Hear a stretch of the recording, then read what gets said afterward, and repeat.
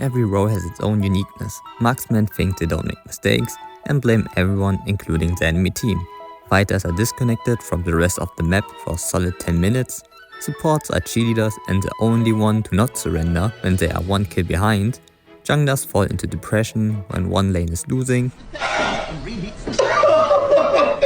And mages are never alone in their lane and they get treated like pets. Either you do good and get some treats in form of ganks and positive feedback, I love you, or you feed and get abandoned by your teammates, and your only hope is to get adopted by the enemy team. Zhask is a very unique character. With him it's like playing Plants vs Zombies. You have the regular range plant, the slowing that can attack, the faster and the bigger plant. Now everyone wants to be with him. He turned from a punching bag to the one punching the bag. He is good but also weird. You can't insult him with the words 4 eyes because he has 4 eyes. You can't say suck my because when you get too close to him, he will. No, don't do it. Something that did not change after his buff is his passive. To understand his passive, we talk about his first ability first. Like Merrick's Spawn.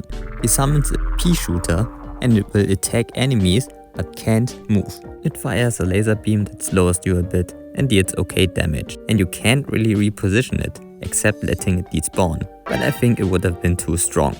It's actually pretty good for early zoning, but in late game it is really just like another minion. His passive Decimation is so weird when we compare to the story of Zhask. Zhask is very powerful and destroying or eating planets. What kind of passive does he have when he is that strong? Well, when you are alive, nothing. But when you die, he spawns an enhanced Gatling pea shooter, gaining 100% of Zhask attributes and 300% attack speed. It loses health after time and he can only activate it after dying. His passive is just his ultimate but from Wish, and that's his whole passive. His whole passive can be explained in one sentence. After death, spawn, spawn. But to be fair, there are plenty of other heroes with one sentence passive. His second skill, Mind Eater, he gives people a little booty poke with his staff and everyone who gets hit with it will get stunned by a spawn for half a second. This buff is super good. And now he has time to reposition and use his ult to stun them again. And he isn't relying on his spawn to hit the same target anymore. I like that it's pretty thin because it gives people a skill gap between good and okay Zhask players. But don't forget that for the spawn to stun them, they have to be in range of the spawn. His third skill is pretty much okay, I guess. It makes a bunch of potato mines, but it slows the enemy instead of exploding. Good to prevent enemies from using a specific path, and that's it. 6 weird looking eggs. Wait, he lays eggs? Now I would trust him to say mayonnaise. Mio de Noche. What? Everything until now was more of a poke defensive strategy.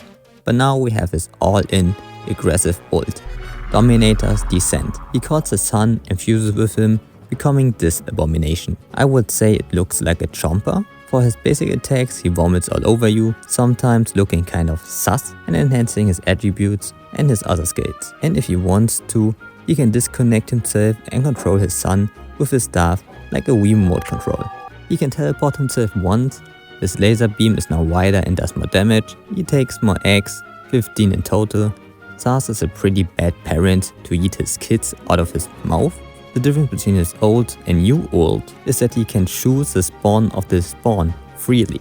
And it makes him so much better and easier to play. And his build so he can buy magic items and not physical attack speed items. Even though I liked it. To poke the tank with my spawn with Demon Hunter. Many people didn't notice this, but his skill design is godlike. He has an army of aliens, but he doesn't really care about them, and that is his kit basically. He uses his spawn to attack enemies, not himself, because that would be too dangerous. The pea shooter also has to work to stun the enemy. Zhask sacrifices eggs to control an area and really doesn't care if anyone steps on them. And his ult is the only time he himself attacks up close, but can also detach from his sun and lets the spawn attack and takes the hits when Zhask can just watch him from afar. And they want to revenge him too when he dies, because Zhask is just a really good leader. Not. In general, he is pretty good now, enjoying a 58% ban rate and a high win and pick rate. In Mythical Glory, even up to an 80% ban rate. Moonton will nerf him, so enjoy while it lasts. And that's it with what to deal with Zhask. What do you think of him? Like, subscribe, and I will see you in my next video. Bye.